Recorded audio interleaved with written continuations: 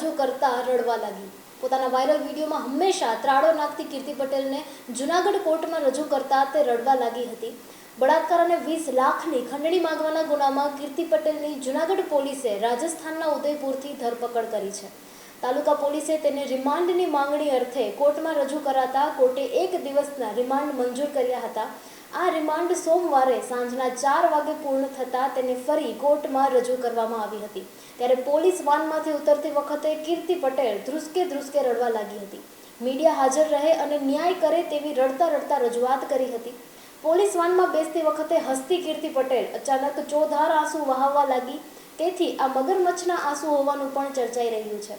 અત્યારે કીર્તિ પટેલને કોર્ટમાં રજૂ કરવામાં આવી છે, ત્યારે કોર્ટ રિમાન્ડ આપે છે કે જેલ હવાલે કરે છે તે હવે ચુકાદો આવ્યા બાદ જ જાણી શકાશે।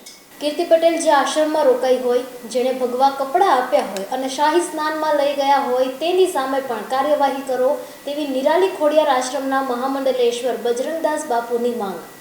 મહાશિવરાત્રિના મેળામાં મૃગીકુંડમાં સાધુ સંતોની સાથે ભગવા વસ્ત્રમાં સ્નાન કરનાર કીર્તિ પટેલ સામે સૌ પ્રથમ ફરિયાદ ભાલકા તીર્થની બાજુમાં આવેલ નિરાલી ખોડિયાર ઉદાસીન આશ્રમના મહામંડલેશ્વર બજરંગદાસ બાપુએ નોંધાવી હતી। હવે કીર્તિ પટેલની ધરપકડ થઈ ગઈ છે, ત્યારે બજરંગદાસ બાપુ ફરી મેદાનમાં આવ્યા છે। તેમણે જણાવ્યું છે કે આશ્રમમાં કીર્તિ પટેલ રોકાઈ હતી, જેણે ભગવા કપડાં આપ્યા હતા અને શાહી સ્નાન માટે લઈ ગયા હતા તેની સામે પણ કાર્યવાહી કરો।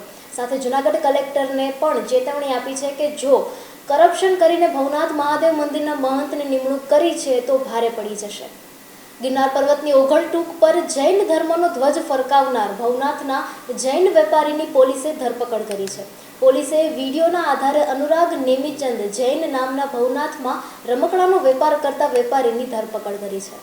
સોમનાથ હોલિકા ઉત્સવમાં જ્યારે સમગ્ર દેશમાં લાકડા દ્વારા હોલિકા દહન કરી ઉત્સવ ઉજવવામાં આવે છે, ત્યારે પ્રથમ જ્યોતિર્લિંગ શ્રી સોમનાથ મહાદેવના સાનિધ્યમાં શ્રી સોમનાથ ટ્રસ્ટ દ્વારા ચોપાટી ગ્રાઉન્ડ પર વૈદિક હોલિકા દહનનું અનોખું આયોજન કરવામાં આવ્યું છે, જેમાં વૈદિક મંત્રોચ્ચાર સાથે હોલિકા દહન કરવામાં આવશે। જેમાં વિશેષ રૂપે પર્યાવરણને કેન્દ્રમાં રાખીને ટ્રસ્ટ દ્વારા હોલિકા દહનમાં પરંપરાગત અને વૈદિક સામગ્રીનો જ ઉપયોગ કરવામાં આવશે। જૂનાગઢમાં 25 થી 27 ફેબ્રુઆરી સુધી 3 દિવસીય આયુષ મેળો યોજાશે। આ મેળો સરકારી આયુર્વેદિક હોસ્પિટલ કેમ્પસ ખાતે સવારના 9 થી સાંજના 5 વાગ્યા સુધી યોજાશે। આ કેમ્પમાં આયુર્વેદિકના 14 ડિપાર્ટમેન્ટના 14 સ્ટોલ રહેશે, ઉપરાંત 2 થી 3 ફાર્મસીના સ્ટોલ પણ રહેશે। મેંદરડા તાલુકાના રાજેસર ગામે માનવતા અને સેવાના સંગમ સમાન દશનામ ગોસ્વામી સાધુ સમાજ દ્વારા 11મા સમૂહ લગ્નોત્સવ યોજાયા હતા। આ સમૂહ લગ્નોત્સવમાં સંતો મહંતોના આશીર્વાદ અને સામાજિક અગ્રણીઓની હાજરીમાં 11 નવદંપતીઓએ પ્રભુતામાં પગલાં માંડ્યા હતા। સાથે સોના ચાંદીના દાગીના સહિત 100થી વધુ વસ્તુનો દીકરીઓને કર્યાવર અપાયો હતો।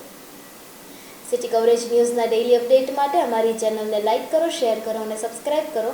આવતીકાલે મળીશું ફરી નવા સમાચારો સાથે। City coverage news Junagadh.